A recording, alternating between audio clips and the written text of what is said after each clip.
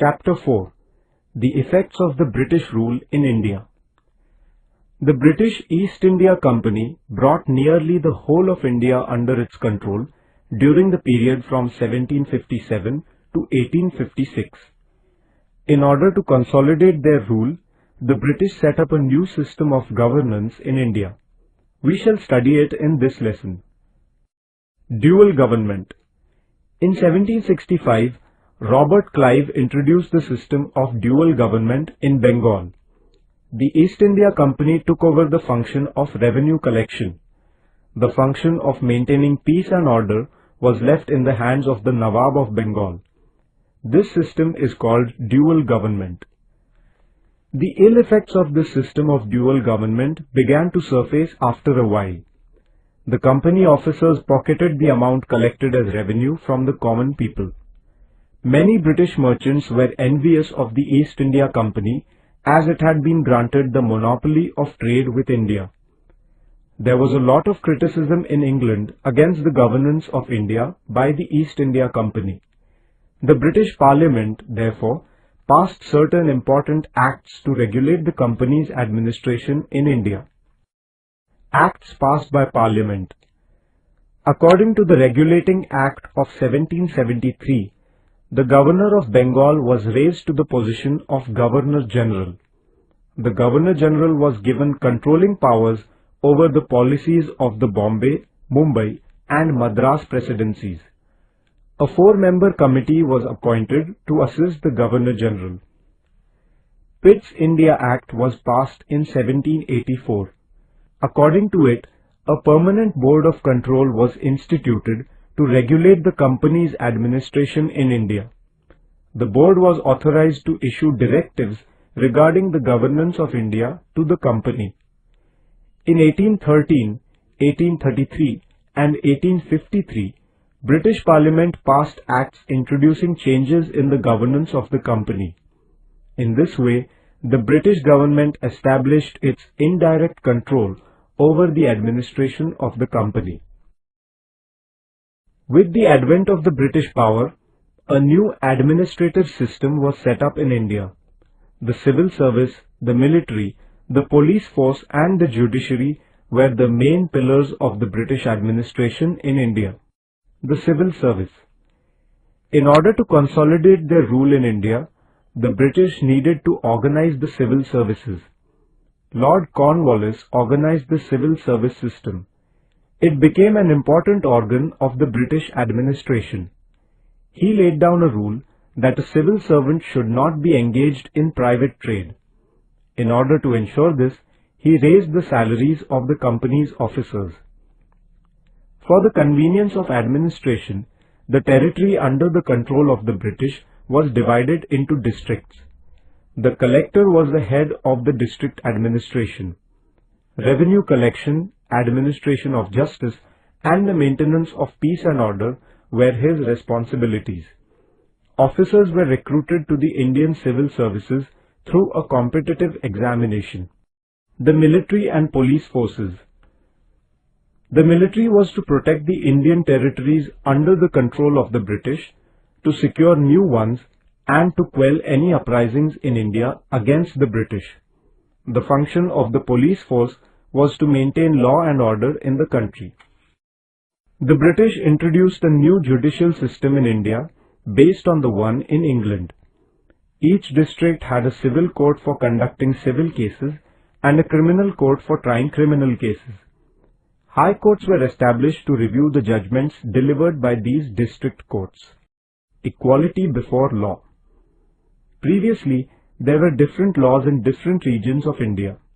While dispensing justice, differentiation was made in accordance with the caste. The Indian Law Commission, established under the chairmanship of Lord Macaulay, codified laws. These codified laws were applied uniformly all over India. The British established the principle of common law. But the new judicial system was not without its faults. Under it, there were separate laws for Europeans and separate courts for their trials. Common people did not understand the new laws. For them, justice was very expensive. The trials continued for years together. Economic policies of the British. India had been subjected to foreign aggressions since ancient times. Many of these aggressors settled in India permanently. They assimilated the Indian culture. Although they ruled here, they did not introduce any fundamental changes in the economy of India. This was not the case with the British. England was a modern country. As a result of the Industrial Revolution, capitalist economy prevailed in England. In India too, the British brought in an economic system to nurture that economy. This resulted in financial gains for England, but Indians were subjected to economic exploitation. Land revenue policy. Before the beginning of the British rule, the village economy in India was self-sufficient. All the needs of the villagers were fulfilled locally with the help of agriculture and other industries. Land revenue was the chief source of income of the state. During the period before the British rule, land revenue was assessed according to the condition of crop. If the crop failed, the land revenue was waived.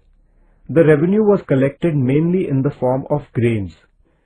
Even if there was a delay on the part of the peasants, their land was not confiscated. In order to increase the revenue, the British made some important changes in the revenue system. They measured the land and fixed the revenue on the basis of the area. They made it compulsory for the peasants to pay land revenue in cash at a fixed time. They made a rule that failure to pay land revenue in time would result in the land being confiscated. The system that the British used to collect land revenue differed from region to region in India. Peasants were exploited everywhere in India. Effects of the new land revenue system. The new land revenue system adversely affected the rural life in India. In order to pay the land revenue, peasants began to sell their farm produce at whatever price they could get. Traders and the middlemen began to buy agricultural produce at an unreasonably low price. At times, the peasants were forced to mortgage their lands with the village money lenders in order to pay the land revenue. Thus, peasants became debtors. If they failed to pay their debts, they had to sell their lands. The government, the landlords, the money lenders, the merchants, all of them exploited the peasants. Commercialization of agriculture. Previously, peasants mainly produced grains. The grain was used either for their own household consumption or for meeting the needs of the village. The British began to encourage the production of cash crops such as cotton, indigo, tobacco, tea, etc. This shift of emphasis towards the production of profit-yielding cash crops rather than food grains is known as the commercialization of agriculture. Reforms in transport and communication. The British provided modern facilities of transport and communication for the purposes of administrative convenience and growth of trade. A highway connecting Calcutta, Kolkata, with Delhi was built. In 1853, a train began to ply between Mumbai and Thane. In the same year, the British started a telegraph system in India. This facilitated the communication between the major cities and military centers in India.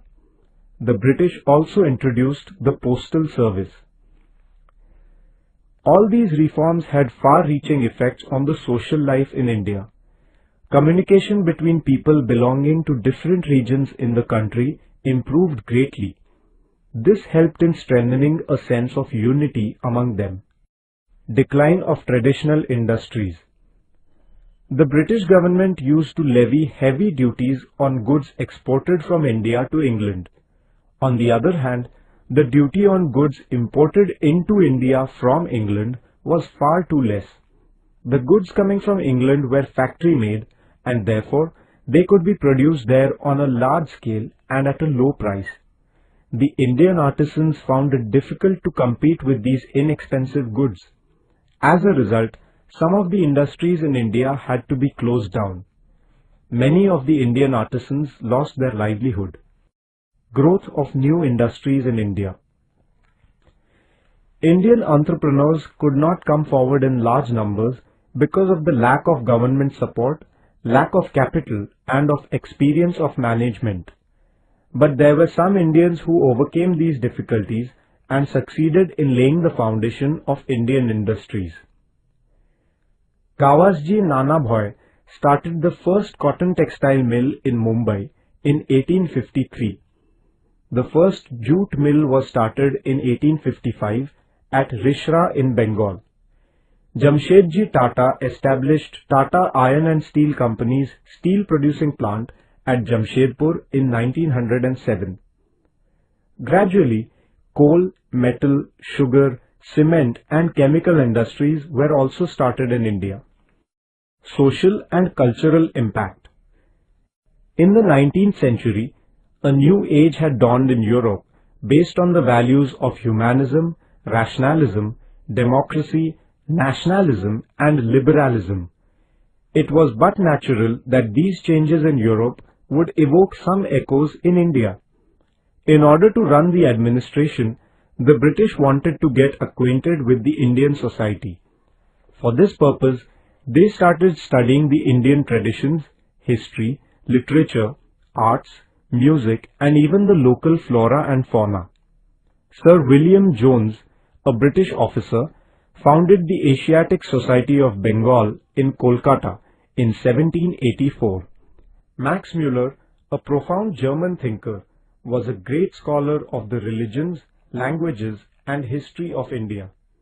The examples set by these people made the newly educated Indians aware that they, too, should study their own religion, history, and tradition.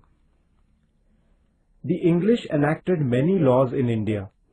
Lord Bentinck passed an act in 1829 prohibiting the practice of sati. In 1856, Lord Dalhousie passed an act allowing widow remarriage. These acts were complementary to social reforms. In order to run the administration, the British were in need of Indians who had received British education.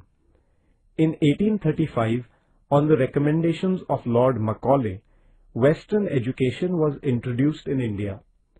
Through the new system of education, Indians were introduced to new Western ideas, modern reforms, science and technology. Universities were established at Mumbai, Madras, Chennai and Kolkata in 1857. The middle class which received Western education led the social renaissance movement in India.